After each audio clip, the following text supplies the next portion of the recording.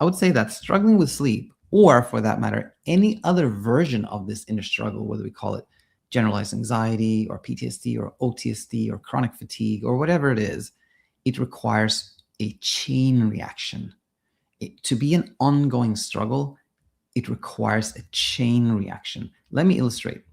So let's say we have, we've had struggle with sleep and we have this choppy night, right? And that leads us to being really anxious the following day. And we're thinking about, how am I going to avoid this again? What can I do, right?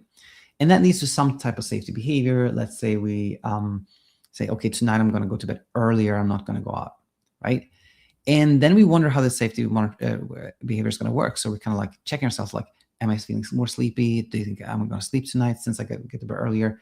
And this leads to a difficult night because, again, sleep is a passive process. Feeling calm is a passive process. Everything we want is this passive, effortless process.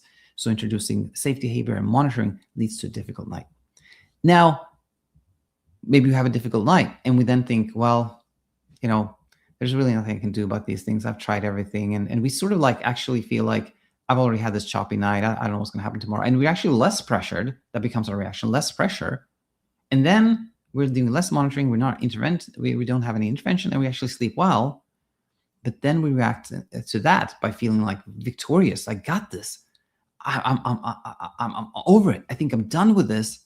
And then that builds pressure, and now we have performance anxiety, and that leads to a choppy night.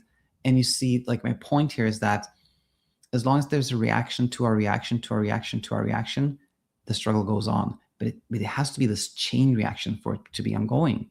So when we see that if at any step in this chain reaction, there is less of a reaction or no particular reaction, then the chain is no longer ongoing. Then the chain is no longer going to be there, and the struggle is fading away. So any step that this chain reaction no longer is maintained leads to leaving the struggle, aka immunity.